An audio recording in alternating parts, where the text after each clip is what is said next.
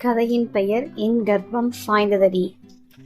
அத்தியாயம் 11. அர்ஜுன் சக்கரவர்த்தியின் பிஏவாக சேர்ந்ததிலிருந்து அதிக வேலை சுமை அவள் மேல் ஏற்பட்டுவிட்டது. காலையில் நேரமே வர வேண்டும், அதே போல் மதியம் சாப்பிட கூட நேரம் அமைவதில்லை. 9 மணிக்கு ஹெட் ஆபீஸ்க்கு இவள் வேலை செய்யும் இடத்திற்கு வந்து விடுவான். மதியம் வரை இங்கிருந்தான் அனைத்து வேலையும் பார்ப்பான். அவருடன் அசோக்கும் உடனிருப்பான். ஆனால் ஏனோ தெரியாது, சைந்தவியும் அர்ஜுனும் பேசிக்கொள்ளும் போது அவன் அங்கு இருக்க மாட்டான். அங்கிருந்து சென்று விடுவான். இது அர்ஜுன் கட்டளைக்கிணங்க என்று அவளுக்கு தெரியவில்லை. எப்பொழுதும் அவன் அவளை குத்தும் பார்வையால் தொடர்ந்து கொண்டே இருப்பது போல தோன்றும். ஆனால் அவள் பார்க்கும் போது அவனிடம் அதற்கான எந்த ஒரு அடையாளமும் இருக்காது. இவளும் குழம்பி போய் விடுவாள். நாம் தான் தவறாக புரிந்து கொண்டோமோ என்று நினைத்து மீண்டும் வேலையில் ஆழ்ந்து விடுவாள். இவன் சாப்பிடும் போது இவள் தான் பரிமாற வேண்டும். முதலில் யதார்த்தமாக ஒரு நாள் ஆள் இல்லாமல் அவன் காத்திருப்பை பார்த்து இவள் பரிமாற போய் தினமும் அதே தொடர்ந்து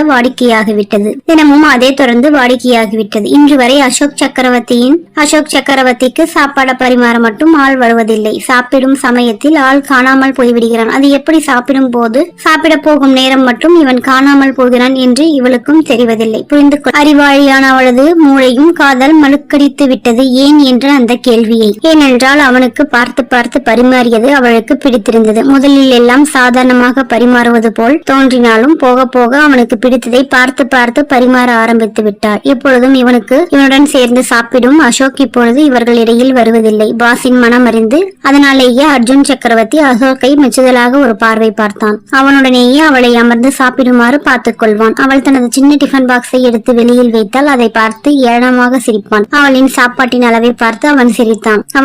அவள் அவனை முறைத்தாள். இருவரின் பார்வையும் பேசிக்கொள்ளும். அவனுடன் அனைத்து தேவைகளும் இவள்தான் நிறைவேற்றுமாறு பார்த்து கொண்டான். சில சமயம் அவளை வார்த்தையால் சுட்டி எரித்தான். இவனின் பிஏவாக சேர்ந்த 5 மாதங்கள் கழிந்திருக்கும். இன்று அவன் அலுவலகம் வரவில்லை. ஆனால் முக்கியமான ஃபைல் கையெழுத்திட வேண்டும். ஆனால் அவனுடைய போன் நாட் ரீச்சபிள் ஆக இருந்தது. அசோக்கின் தொலைபேசியிலும் தொடர்பு எல்லையில் இல்லை என்று வந்தது.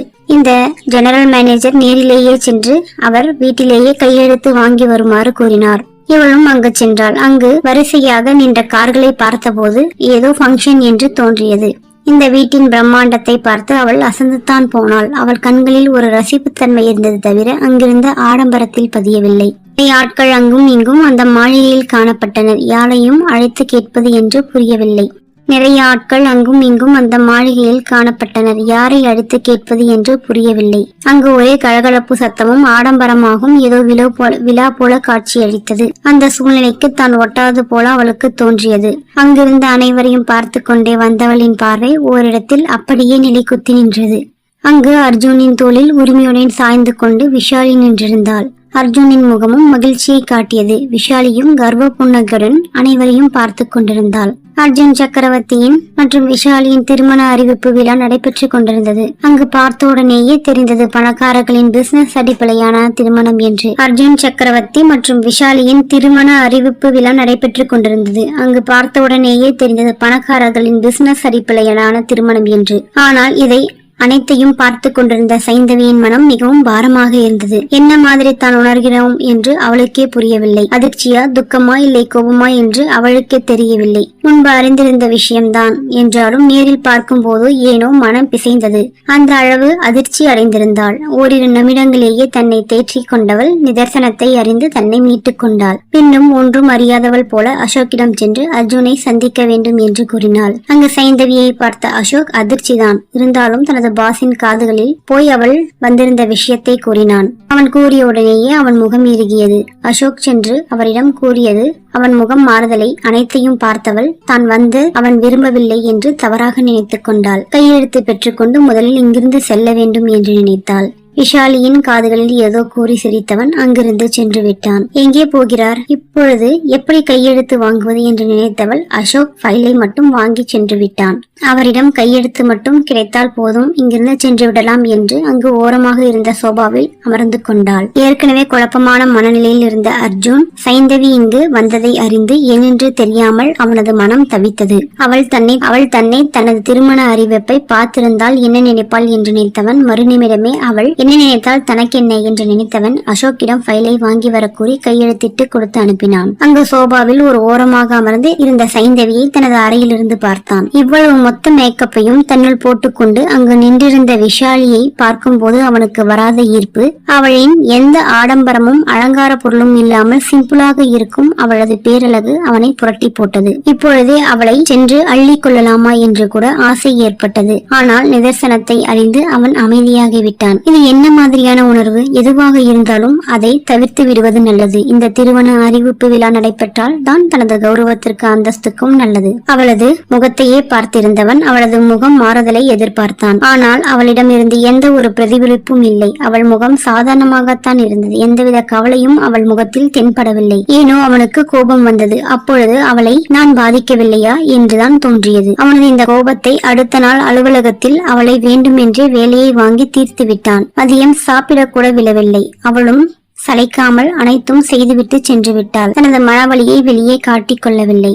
வீட்டில் ஒருபுறம் ராஜம்மாளுடன் மங்களம் சிவகுமாரும் அவளது திருமண பேச்சை பேசிக் கொண்டிருந்தனர். குமரன் கூடிய விரைவில் வந்து விடுவான். அவனுடன் சந்தித்து பேச வேண்டிய ஏற்பாடுகளை சிவகுமார் ஒரு பக்கம் கூறிக்கொண்டிருந்தார். மறுபுறம் அர்ஜுன் விஷாலியுடன் அலுவலகத்திலிருந்து அவள் முன்பே வேண்டுமென்றே விஷாலியை வெளியே அழைத்துச் செல்கிறான். அவள் கண்டு கொள்ளாதது போல் இருந்தால் அவளை அவன் ஊடுருவும் பார்வை பார்ப்பது அவளை பாதிக்கிறது. விடுமுறை நாட்களில் கதிருடன் அவர்களுக்கு வந்திருக்கும் ஆர்டர்களை செய்து கொடுத்து விடுவாள். ஆனால் இப்பொழுது விடுமுறை நாட்களில் அழைத்து ஏதாவது வேலை தருகிறான். அதனால் வேலை பளு அதிகரிக்கிறது. குறிப்பிட்ட நேரத்திற்குள் கொடுப்பதாக கூறிய ஆர்டர்கள் கொடுக்க முடியவில்லை. இப்படியாக ஒவ்வொன்றும் நடைபெற்றுக் கொண்டிருக்கிறது. அன்று அந்த மாடல் அழகி ஹை ஹீல்ஸ் போட்டு செப்பலால் டொக் டொக் என்று குதிரை போல் நடந்து வந்து கொண்டிருந்தாள் விஷாலி.